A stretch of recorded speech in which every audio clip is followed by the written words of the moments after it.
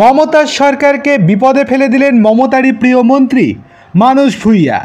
BDO office থেকে শুরু করে এগ্রিকালচার অফিস বহু জায়গায় ঘিরে রেখেছে কোঅর্ডিনেশন কমিটি। রাজ্যের মন্ত্রী মানস ভুঁইয়ার নিশানায় বাম সমর্থিত সরকারি কর্মচারী সংগঠন ডিএর দাবিতে আন্দোলন করায় এবার আক্রমণ করলেন সংগ্রামী যৌথ মঞ্চকে।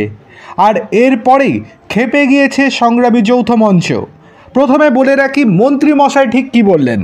মন্ত্রী মশাই বলছেন, অনেক চিৎকার করেছেন, এবার 15 দিন বাড়িতে বিশ্রাম করুন। মুখ্যমন্ত্রী সরকারি কর্মীদের পাশে, কিন্তু তাকে অহেতুক আক্রমণ করছে সংগ্রামী যৌথ মঞ্চ। লাল পতাকা পদ্ম পতাকা ছেড়ে এবার মুখ্যমন্ত্রীর পাশে থেকে বাংলার উন্নতিতে সামিল হন। শক্তিশালী নেতাদের নিয়ে যন্তর মন্তরে অবস্থান করুন, রাজ্যের পাওনা আদায় করে আনুন। ডিএ আন্দোলনকারীদের কটাক্ষ করেছেন এইভাবেই রাজ্যের মন্ত্রী মানস ভুঁইয়া। তৃণমূল বিধায়ক ও জনসম্পদ উন্নয়ন মন্ত্রী মানস ভুঁইয়া আরও বলেন, আমার সরকারি কর্মচারীরা এখনও অনেক জায়গায় কোঅর্ডিনেশন কমিটি ঘিরে রেখেছে, বিশেষ করে BDO office, BLD office, agriculture office. আমি নির্দেশ দিয়ে যাচ্ছি, তালিকা তৈরি করুন এরা কারা।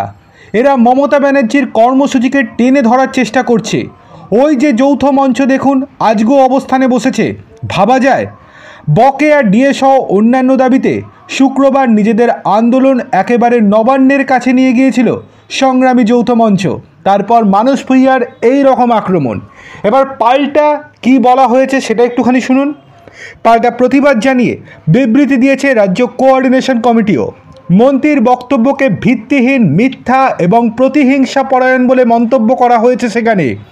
সংগ্রামী যৌথ মঞ্চের আহ্বায়ক ভাস্কর ঘোষ বলেন, উনি বা মমতা বন্দ্যোপাধ্যায় যা হিসেব দিচ্ছেন তাতে তো বকেয়া 82% হয়ে যাচ্ছে। আদতে বিষয়টি এই।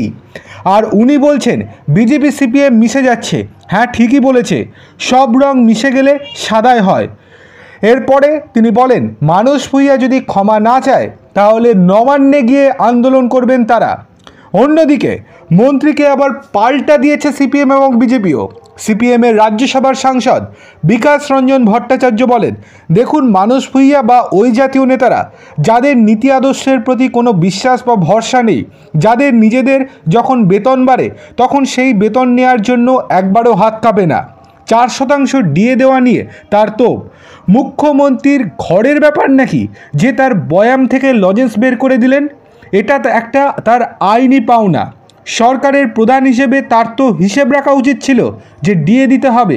সেই সব না করে উনি এখন মেলা খেলা বিজ্ঞাপন নিয়ে মেতে রয়েছেন।